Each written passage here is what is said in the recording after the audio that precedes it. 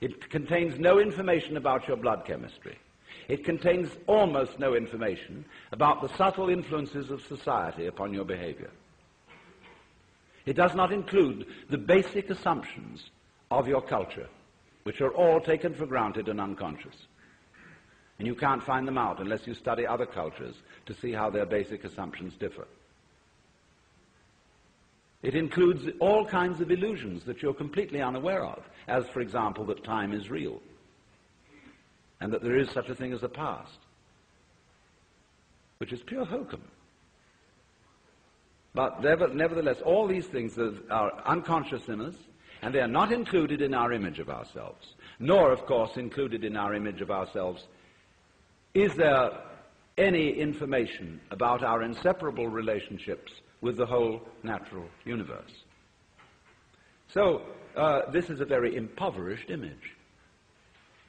When you ask a person, what did you do yesterday? They'll give you a historical account of a certain number of events in which they participated and a certain number of things which they saw, used, or were clobbered by. But realize at once that this history leaves out most of what happened. I, in trying to describe what happens to me this evening, will never be able to describe it, because there are so many people here that if I were to talk about everyone whom I've seen, what they were wearing, what color their hair was, what sort of expressions they had on their faces, I would have to talk till doomsday. So instead of this rich physical experience, which is very rich indeed, I have to attenuate it in memory and description to saying, oh, I met a lot of people in Philadelphia. And there were men and there were women, and lots of them were young and some of them were old. You know, it's a most utterly impoverished account of what went on. So therefore, in thinking of ourselves in this way, what I did yesterday, what I did the day before, in terms of this stringy, mangy account, all I have is a caricature of myself. And you know the caricaturist doesn't draw you all in. He just puts certain salient features whereby people will recognize you. A sort of skeleton. So we are, as it were, conceiving ourselves as a bunch of skeletons. And they got no flesh on them, just a bunch of bones. And no wonder we all feel inadequate. We're all looking for something to the future, to bring us the goodie. We know we ought to have, there's a golden goodie at the end of the line somewhere. There's a good time coming, be it ever so far away, that one far-off divine event to which all creation moves. We hope. And therefore we say of something that's no good, it has no future. I would say it has no present. But everybody says it has no future. Now,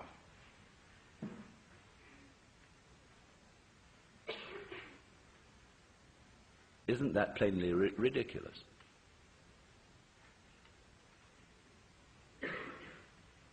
Here we are, as it were, psychically starved.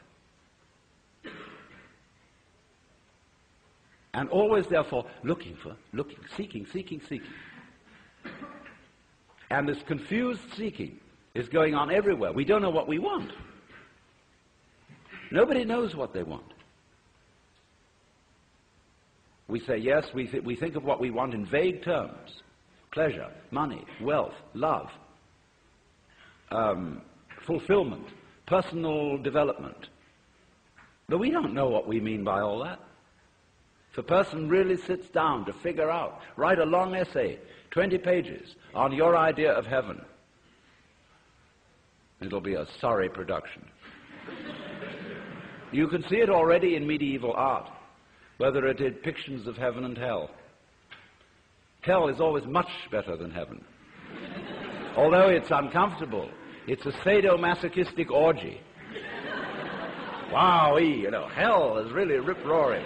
Whereas all the saints in heaven are sitting...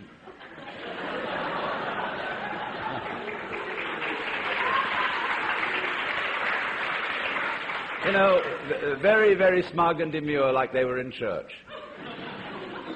And you see also the multitudes of the saved.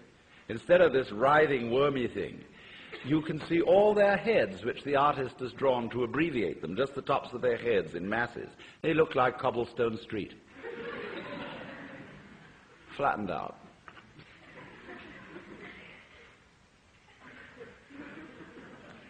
So, what has happened then is this,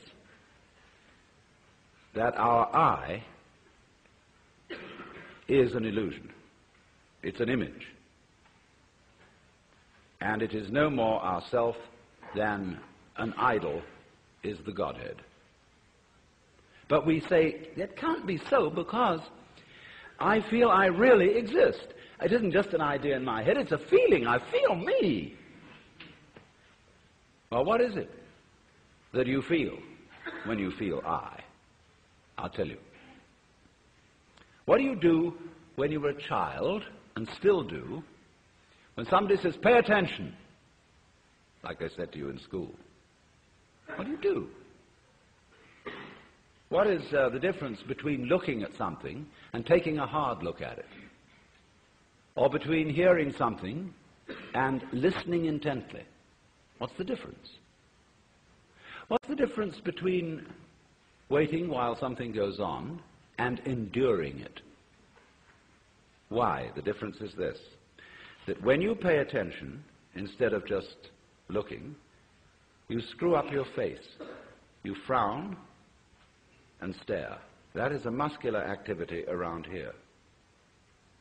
When you listen intently, you start doing some squeezing around here. When you will, you grit your teeth or clench your fists. When you endure or control yourself, you pull yourself together physically, and therefore you get uptight. You hold your breath. You do all kinds of muscular things to control the functioning of your nervous system. And none of them have the slightest effect on the proper operation of the nervous system. If you stare at things, you will rather fuzz the image than see them clearly.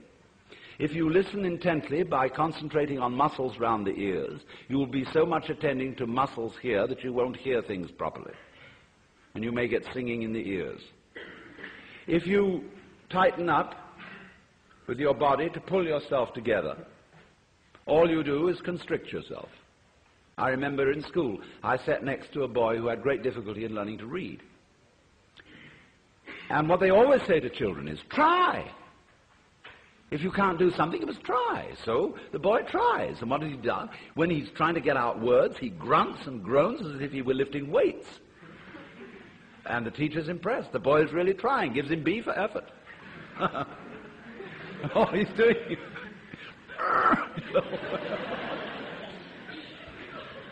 has nothing to do with it. Now, we all make this muscular straining with the thought that it's achieving psychological results. The sort of psychological results it's intended to achieve. Now, all this amounts to is it's like you're taking off in a jet plane. You've got a mile down the runway and the thing isn't up in the air yet and you get nervous. So you start pulling at your seatbelt. That's what it is. Now, that is a chronic feeling. We have it in us all the time, and it corresponds to the word I. That's what you feel when you say I. You feel that chronic tension. Because when an organ is working properly, you don't feel it. If you see your eye, you've got cataract. If you hear your ears, you've got singing in your ears, getting in the way of hearing. When you are fully functioning, you are unaware of the organ. When you're thinking clearly, your brain isn't getting in your way. Actually, of course, you are seeing your eyes in the sense that everything you see out in front of you is a condition in the optic nerves at the back of the skull. That's where you're aware of all this. But you're not aware of the I as the I. I'm talking about the optic